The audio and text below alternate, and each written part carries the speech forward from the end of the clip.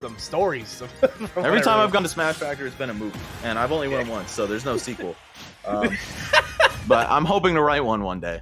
Either way, looks like we're getting into it. Whoa! Oh right, I think Oli did play Bowser Jr. in Smash 4. I could be tripping, but either way, it's gonna be. I think that's Iggy versus Kirby. That is Iggy, yes. Yeah, that's Iggy. All right, cool. Yeah, shout out to ADHD's tweet about this character today. Oh no, I don't want to look. It's funny. Anyway. Yeah, this is gonna be fun. Again, two characters. Over the course of the last 15 months, I've seen some changes. Kirby, getting a healthy amount of updates and a couple of patches. Bowser Jr., getting a few things here and there. So both these characters very much, I'd say more viable than they were, when we were going into the lockdowns and stuff. So we'll see how it shakes out here. I can safely say I don't think I've ever seen this matchup before in my life. Yeah, if I saw it, it might have been in Smash 4. But you know what, Koopa? Like, as much as I want to turn my nose up and laugh at these silly low tiers, I can't because our region has had a pretty rough history with both of these characters. We have Yoda Cage running the house right now in PA, and then we've had Mike Kirby deliver really solid performances across like Brawl and Smash 4 with his Kirby in New York City. So, yeah, I mean, like I said, Mexican players, one of their hallmarks is using these unconventional characters and being extremely strong with them. We see Oli taking the first stock here, not by a huge margin or anything, but he's hanging on. And he has a good chance to establish a real lead here. Kirby being so light and Bowser Jr. being so strong could get ugly very fast. Yeah, and you see right here, Bowser Jr. and we've seen it time and time again, like you see, when many enter the Yoda Cage, few come out. But, this character has so much to play with, and that side B is an absolute menace, but the back air from Kirby will catch Oli right there. So, Roji able to even things up nicely. I don't know if I want to call these characters underrated or if they're just like, actually that low on the tier list. It's too early in Ultimate's lifespan to say with so many characters and so little offline play. But either way, I'm impressed by the plays these guys are making, especially Oli, who's now managed to carve out an 80% lead for himself, working his way through the second stock here. Damn, the hammer almost doing it. Of course, not quite, but man, this character hits really, really hard. Yeah, and again, as solid as a character that Kirby can be in certain instances, Bowser Jr. able to like get out scot-free with the side B because of how, quickly he's able to get away from Kirby. It's definitely going to make it hard for Roji to play catch-up, but clanking that forward smash with the F-tilt, getting a second lease on life here, but definitely having to be afraid, especially near the ledges here, of anything solid. Yeah, he needs to get some damage on the stock before he loses it, or else he's going to be playing max catch-up. It's going to be really difficult to make it back from a full stock deficit like this one. Yeah, 22% on Oli. Quite the solid lead. What do you got for this, Roji? Kirby, a character not exactly known for his approaching tools. Yeah, exactly. But you'll see. We'll see what Roji has to play with. Also, the Mecha Koopa being such a huge factor here. Always having to be so aware of it, whether it's being thrown, tangibly as a projectile versus doing what it's doing now, just walking around the stage.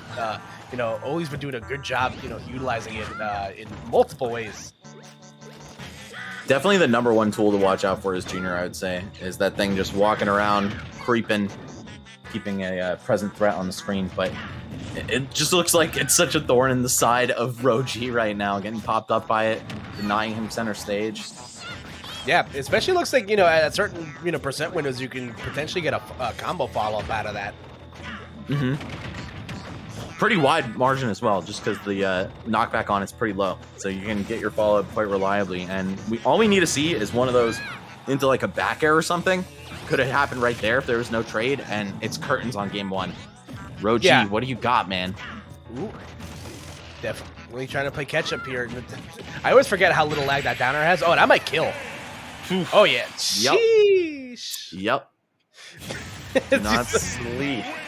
We saw in the player clam a little bit of a fist bump from Oli right there. So yeah, Iggy Koopa, coming through in that first game there. Definitely my favorite of the Koopalings. Also has to wear glasses, so I identify spiritually with it.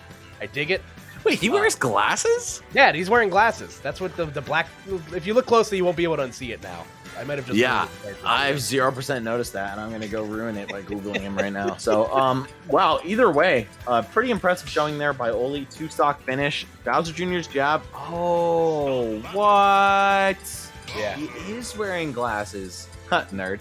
Anyway, yeah. So that jab, just a great way for this character to close out games, right? I think a lot of the character setups are pretty elaborate. You know, you've got to get the cart into juggles. You've got to get the up B, either the hammer on a hard air dodge read or the like actual cart itself as it's falling down. All very hard to land. Even the smashes, which are somewhat quick and really strong. You're not just getting those for free. But if you're able to just jab them out from a pretty respectable percent, then hey, you're going to take that. And hold on, Oli with a switch over to Snake. I guess as a response to the FD counter pick. I wouldn't be too scared of Kirby as Junior here, but if he wants to just win harder, I can't blame him. Make the job a little easier for yourself. Yeah, I agree. It could just be a staging, could be just, you know, I was feeling pretty comfortable. We've seen it. I saw a couple of heat check counter picks in the first set I commentated, so, you know, could just be feeling yourself a bit. But yeah, you know, we'll see how it pans out here. But right now, not doing too bad for Roji here. Yeah, this is a lot closer. And Kirby versus Snake, I don't know, man. As much as I want to say this is a pretty terrible matchup, just because characters are, you know, miles apart on the tier list, and it's so hard for Kirby to approach, I feel like there's a couple things Kirby can do. You know, he can go a little bit deep off stage. He's got bad air mobility, but a lot of jumps. And, oh, no, not capitalizing on the edge guard. Could have been huge. Yeah, and that's where I feel like if you're Roji, you definitely have to, you know, capitalize, you know, when Snake has those few instances where he does have to recover low as a character. But, you know, right now, Oli looking awfully solid right here, like you mentioned. And there are two other things that could work out in Kirby's favor. One is that by being small, you naturally evade a lot of his hitboxes because he's a tall guy. He doesn't really hit too low to the ground. And then also, you can steal the grenades and really make his life miserable. But we have not even seen the attempt at an inhale from Roji yet. Not in a position where he feels comfortable doing that. Yeah, no, probably got a bit of the yips right here, especially because of, you know, the percent lead keeps growing as, you know, Oli reaching, you know, 154 and still not dead just yet, so. If Snake's down throw up tilt kills you guaranteed at 160, Kirby swallowing you should do the same thing. Like, let him take the stock and the power. Give this guy something, I don't know. Bleeding out here at 130, Final Cutter gonna trip the grenade there. It's not looking good for Roji after a pretty promising start. Yep, and just like that, the back air will catch the regular getup, and Oli opening up a huge lead right here. But nice little exchange. Again, at the low percent, Kirby does have some things he can work with here with those, you know, forward throw loops. But, you know, only going to be able to get, you know, 20-30% out of that. Still a mountain of damage he has to make up. Clever combos with the forward air into down tilt. But, okay, here we go. Finally an inhale. If there's a time to change this matchup, or this match around, it's going to be now, but you need to get a quick stock, and then you need to build a ton of percent. So it's a lot easier said than done here for Roji. Yeah, no, 100%. As you see now, you know, despite having the grenades at his own disposal, still having a rough time, you know, being able to utilize them. All right, Oli just content to set up shop, keep dropping one grenade that's going to explode early, and then waiting behind it is Snake with one in his hands. So you could just see looping that over and over again, a very effective keep away strategy for Snake. Doesn't get hit by the rock, okay, but the forward smash takes the stock. 100% down, one up tilt is curtains for Roji, but he has one final shot in the set. He's got Snake's power to help him out, but how effective are those grenades going to be? Oli probably knows how to use them way better than you do.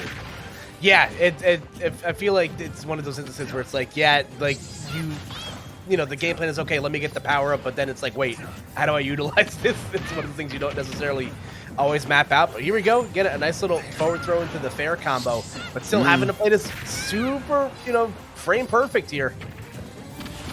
That grenade creeping toward Roji off stage, and a second one following.